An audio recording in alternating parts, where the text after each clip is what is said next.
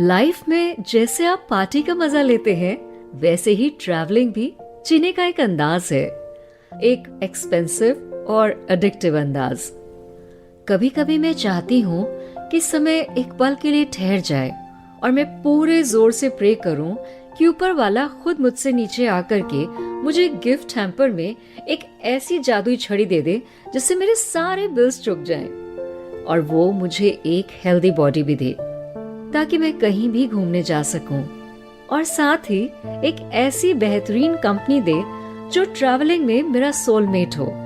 और एक शर्त और है, हर वो जगह जहां मैं जाऊं मुझे चाय का परफेक्ट कप्पा मिले ताकि मेरी जर्नी यादगार बन जाए। सच तो ये है कि मेरी कोई भी जर्नी पूरी नहीं हो सकती अगर परफेक्ट चाय का स्टैंप न लगे उस पर। मैं वीरा अपने पॉडकास्ट मेरी दुनिया विद वीरा में आज आपको सैर कराने वाली हूँ अमरकंटक की। एक्चुअली एक ट्रैवलॉग जो मैंने लिखा है in search of a perfect kappa, जिसमें मैंने 20 डेस्टिनेशंस भारत के कवर करे हुए हैं, उन्हीं में से मैं एक एक करके एक चैप्टर को आपके लिए एपिसोड में बदल करके अपने इस पॉडकास्ट पर शेयर कर रही हूँ इसी प्लेटफॉर्म पर। तो अपनी यात्रा को शुरू करते हैं एक बार फिर से। इस बार की यात्रा है अमरकंटक की। देखिए, मैं बॉर्न ट्रैवलर हूँ, आई कन्फेस इट हियर। अलग अलग जगहों पर जाकर वहाँ की डाइवर्सिटी और फ्रेशनेस को महसूस करने से बड़ा और कोई नशा नहीं हो सकता। Nothing intoxicates me more. Nothing. पता है, मैं जैसे ही एक डेस्टिनेशन से घूमकर वापस आती हूँ, तुरंत दूसरी जगह की प्लानिंग स्टार्ट कर देती हूँ। ऐसी ही हूँ मैं, ट्रैवलिंग की दीवानी। पर अभी थोड़ी दुनियादारी की बात करते हैं उससे पहले।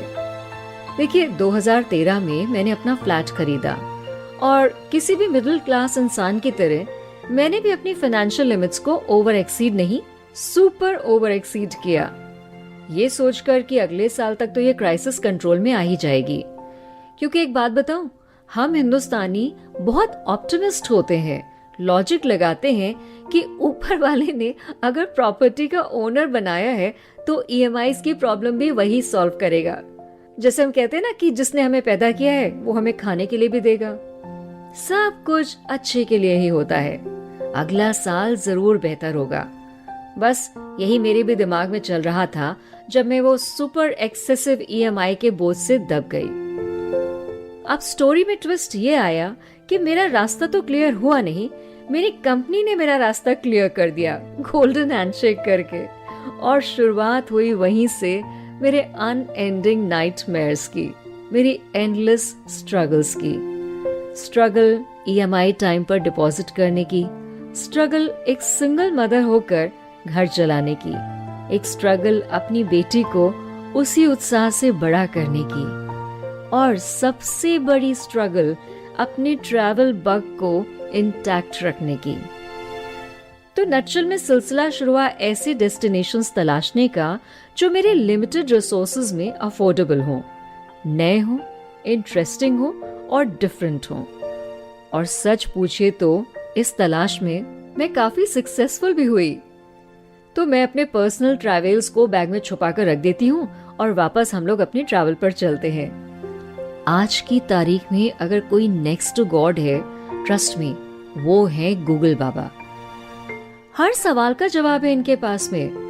तो क्या हुआ कि गोल्डन हैंडशेक से बिना डरे जब मैं गूगल पर सर्च कर रही थी एक ऐसे हिल स्टेशन की जो कि पास में भी हो पर यूपी में ना हो, अनसीन हो, रिलीजियस स्पॉट हो, सुंदर हो, बजट में भी हो और जहां पहुंचने के लिए रोड्स भी काफी अच्छे हों। आपने गौर किया मेरी कितनी ज्यादा कंडीशंस थी? But like I said, Google has answers for everything, I mean most of the things. तो मुझे भी मेरा जवाब मिल गया, और ये जवाब था अमरकंटक, जहां नर्मदा नदी का उद्गम है और इसे छोटा मानसरोवर भी कहा जाता है। गूगल पर अमरकंटक की इमेजेस को मैंने देखा तो मेरे को ना सच में कोई खास एक्साइटमेंट नहीं हुआ था, एक एवरेज सा प्लेस लगा था मुझे। पर मेरी कंस्ट्रेंट्स की वजह से उस वक्त मेरे पास ये इकलौता ऑप्शन था। पर मुझे क्या पता था कि जिस जगह को मैं एवरेज और साधारण समझ रही थी, वो जगह मेरे एक्सपेक्टेशंस से ठीक ऑपोजिट होगी। I didn't know that it was going to be one of the most beautiful journeys I had done till then. भगवान का भी ना काम निराला होता है। कहते हैं ना, ऊपर वाला जब मेहरबान होता है तो उसकी कोई हद नहीं होती है, और इस चीज को मैंने एक्सपीरियंस किया। थैंकफुली तब तक मैंने अपनी स्कोडा रैपिड नहीं बेची थी। बाय द वे, मेरे को कार्स का बहुत ज्यादा शौक है, मैं दीवानी हूँ। और आपको बता दूं, मेरे जुनून की हालत ये थी कि जब स्कोडा रैपिड लॉन्च हुई थी तो मैंने उसे कानपुर से मंगाया था, और लखनऊ में मैं पहली शख्स बनी थी उस गाड़ी को चलाने वाली। खैर, वो तो मुझे बेचनी पड़ी आगे जाकर, पर अभी अमरकंटक की जर्नी मैंने इसी कार में की थी। तो क्या हुआ कि हमने ढेर सारा सामान अपनी गाड़ी में भरा और लखनऊ, इलाहाबाद, रेवा का रूट लेते हुए हम चल दिए। कोई हमें उम्मीद नहीं थी कि हमें कोई डेमोग्राफिक चेंजेस देखने को मिलेंगे, पर रीवा क्रॉस करते ही हमारी कार ना एक छोटी सी पहाड़ी पर चढ़ने लगी, और फिर शुरू हुआ हमारे सरप्राइज्ड होने का सिलसिला। एक्चुअली रीवा से प्लेटो लैंड शुरू हो जाता है, यानी अब हम अप एंड डाउन का खेल खेलने वाले थे। वैसे लाइफ के अप्स एंड डाउन्स तो मैंने काफी देखे हुए हैं, पर इस वक्त बात हो रही है पहाड़ियों पर अप एंड डाउन करने की, जो कि काफी इंटरेस्टिंग था। तो भाई, लाइफ के उस डाउन फेज में जब हमारी कार जो है वो अप फेज में आई तो मेरा दिल ना गार्डन गार्डन हो गया, सच में। तो टाइम आ गया था शाम की चाय का ब्रेक लेने का। एक झोपड़ी के किनारे बने ढाबे पर हमने अपनी कार रोकी। चाय तो यकीन मानिए बिल्कुल भी ठीक नहीं थी, पर वो क्या होता है ना, शाम होते ही जो टी एडिक्ट्स होते हैं उनको चाय पीने की आदत होती है। मतलब सर भारी होने लगता है, थकान लगने लगती है, मूड ही खराब हो जाता है। तो उस कंप्लीट सुनसान इलाके में ये एक अकेला ऑप्शन था जहाँ पे हमें कॉम्प्रोमाइज करना ही पड़ा। अब टाइम आ गया था हमें पिक्चर्स क्लिक करना था। एक्चुअली मिट्टी का रंग बदल चुका था। छोटी छोटी झोपड़ियां थी कुछ कुछ दूरी पर जो दिखाई पड़ रही थी।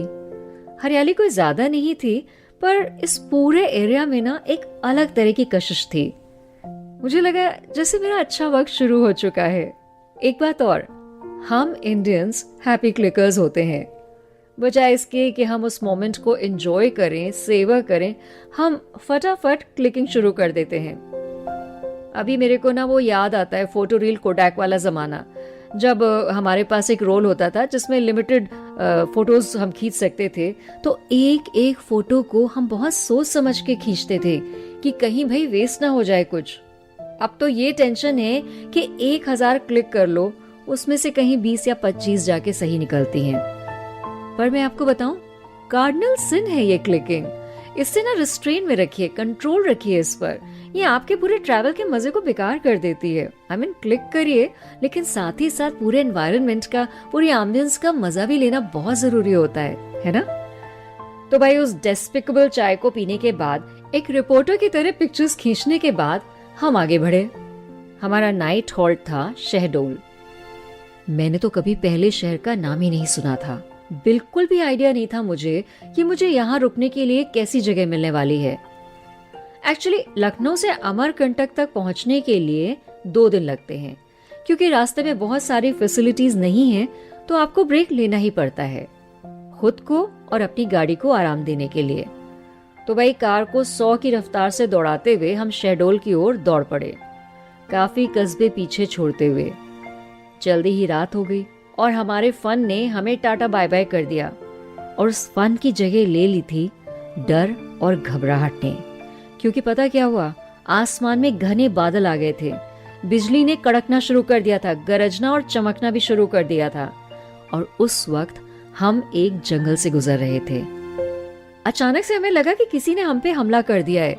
बड़े बड़े ओले हमारी कार के ऊपर आकर के लॉन टेनिस खेलने लगे। लगा कि हमारी कार इस ट्विस्टर टाइप तूफान में उड़ी जाएगी। यकीन मानिए, सारे भगवान हमें एक साथ याद आ गए। मेरी माँ तो जोर जोर से चिल्लाने लगी, और उन्हें शांत करना किसी तूफान का सामना करने से कम नहीं था। मतलब मैं 2 तूफानों का सामना कर रही थी, बाहर का तूफान और अंदर का तूफान। विजिबिलिटी 0 हो चुकी थी, और बस हम यही मना रहे थे कि बिजली हमारी कार पे ना गिरे। शहडोल के टोल गेट पर हम रात को 9 बजे के आसपास पहुंचे। तो एक छोटे से कैबिन में बैठे छोटे से आदमी ने हमें और हमारी कार को घूर कर देखा, जैसे कि हम जेल से भागे हुए कैदी हों। उसने ऊपर से नीचे तक हमें देखा और फाइनली फी लेकर के हमें रवाना कर दिया।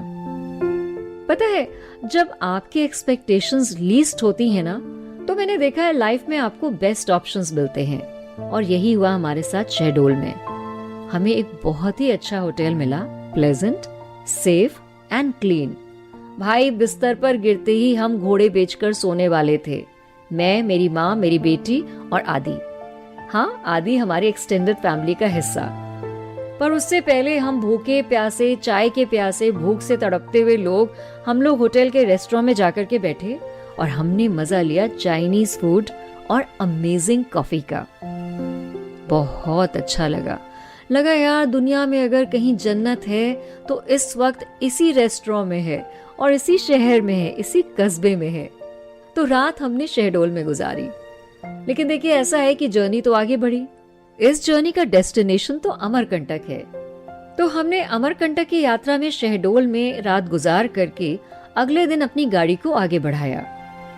शहडोल से अमरकंटक की दूरी ज्यादा नहीं है, तो पिछली रात को जो रास्ता काटा नहीं जा रहा था, डरावना लग रहा था, वो अगले दिन काफी खुशनुमा हो गया था। रास्ते में कोल डंपिंग यार्ड्स यानी कोयले के डंपिंग यार्ड्स मिले।